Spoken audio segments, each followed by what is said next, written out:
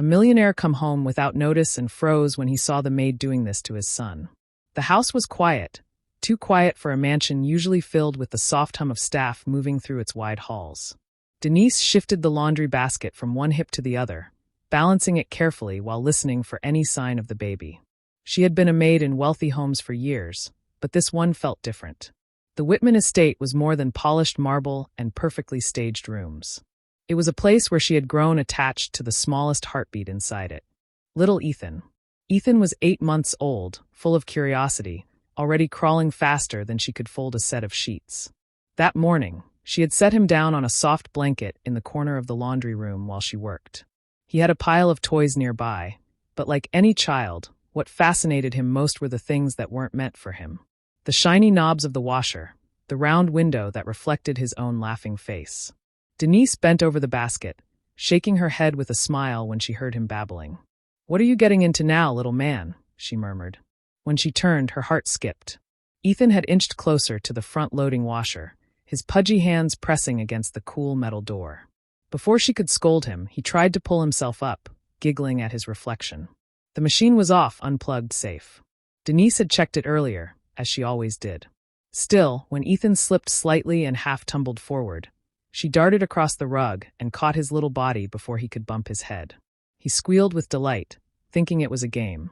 His tiny arms reached forward, and in the scramble of the moment, his torso slid partway inside the wide, empty drum of the washer. "Lord have mercy," Denise gasped, laughing nervously, one hand gripping his waist, the other holding the door so it wouldn't close. Ethan squealed again, this time with pure joy, legs kicking as if he'd discovered the best hide-and-seek spot in the world. His laughter filled the laundry room, bubbling up so loud it almost drowned out her pounding heartbeat. She tugged gently, easing him back out. "You silly boy," she said, smiling despite her nerves. "You trying to give me gray hair before my time?" Ethan's chubby hands clung to her arm, his face glowing with happiness. To calm him down, she made exaggerated faces, pretending to strain like the washer was trying to eat him. Ethan shrieked with laughter, safe in her grip the entire time. For Denise, it was a balancing act she knew well, keeping a child entertained while keeping them out of danger. She had raised 3 younger siblings, worked as a nanny before becoming a maid. She understood babies better than their distracted parents ever did. This was no danger, no cruelty, just a moment of relief of keeping a restless boy happy while she finished the never-ending work of keeping a millionaire's household spotless. But fate had its way of twisting even the most innocent scene. The sound of a door opening startled her. Heavy footsteps echoed across the polished hallway floor.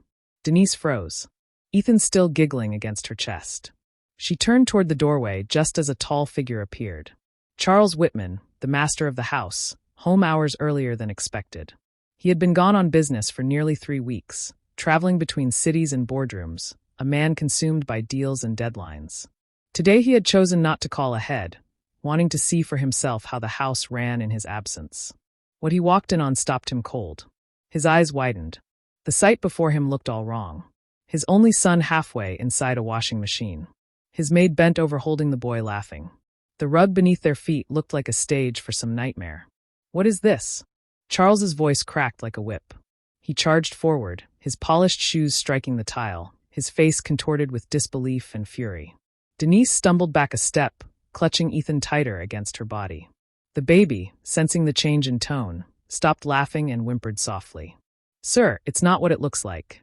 Denise's voice trembled, but her grip was steady. She shielded Ethan instinctively, rocking him gently. He was playing. He crawled here on his own. "I swear to you, the machine is off. I would never." Charles's fists clenched at his sides, his breath heavy. His heart thundered with the fear every parent knows too well. A flash of worst-case images clouding his mind. "You put my son in there?" he demanded, his voice booming against the walls. Denise shook her head furiously, her eyes wet. No, sir. He crawled. He slipped. I caught him before he hurt himself. He's safe. I promise you he's safe." She held Ethan closer, the boy's cheek pressed against her shoulder now, his little hand curling into her uniform.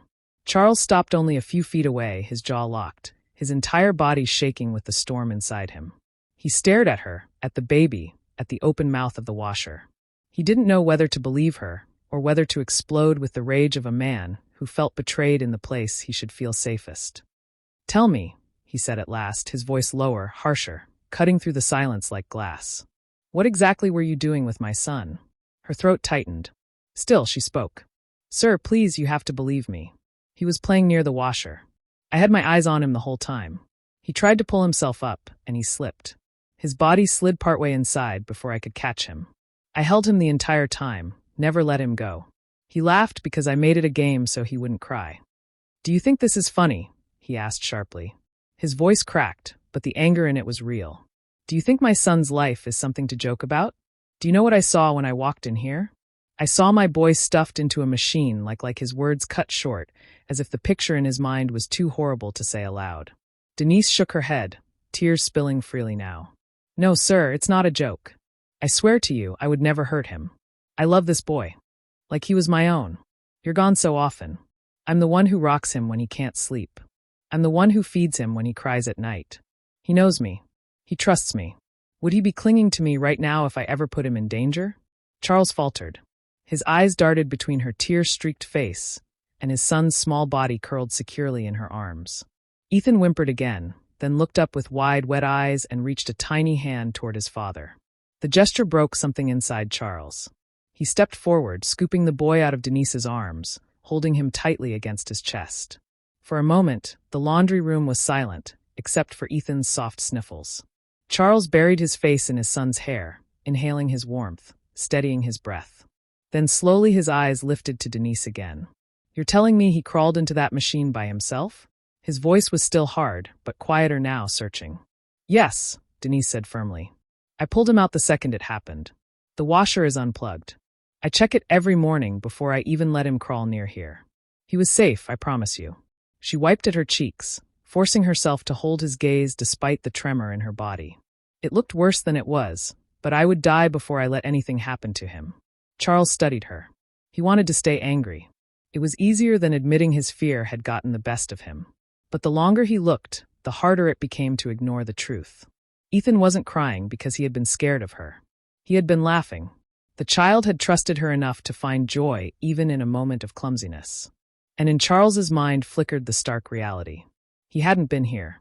Not for the fall, not for the laughter, not for most of the moments that defined his son's young life. Business trips, deals, dinners, those had come first. Denise had been the one filling in the gaps. He let out a slow, shuddering breath. You're right, he admitted hoarsely. It looked terrible. God, Denise, you don't know what went through my mind when I saw him in there. He closed his eyes briefly, then opened them again. But I believe you. I do. Relief washed over Denise so strongly her knees almost gave out. She pressed a hand against the washer for balance, whispering, Thank you, sir. Charles looked down at Ethan, who had calmed in his arms. The boy reached back toward Denise, making a soft sound that was more than a whimper. It was a call. Charles hesitated, then stepped closer, letting Ethan stretch until Denise could take his tiny hand. The boy smiled through his damp lashes, bridging the space between them. The tension in the room eased. Charles's voice softened for the first time that day. You've cared for him like a mother, haven't you? Denise lowered her eyes. I've done what any woman with a heart would do. He needs love, and I give him all I have. Charles swallowed hard, emotions he hadn't expected rising in his chest. For years he had thought of staff as employees, nothing more. But standing there with his son reaching for a woman who wasn't bound by blood or money, but by love, Charles felt humbled. I owe you more than a salary, he said quietly. I owe you my thanks. Denise shook her head, still clutching Ethan's small hand. Just promise me you'll be here more, sir. He needs his father. The words struck him deeper than any accusation could. Charles nodded slowly, the weight of truth settling on his shoulders. You're right, he whispered. He does. In the stillness of the laundry room, the millionaire, the maid, and the child stood together, an unlikely triangle held not by wealth, but by the fragile, powerful bond of trust. If you enjoyed this story, don't forget to give it a thumbs up and hit that subscribe button for more emotional, dramatic, and unexpected tales. And let us know in the comments where in the world are you watching from. We love hearing from all of you. Until next time, stay kind, stay curious, and keep watching.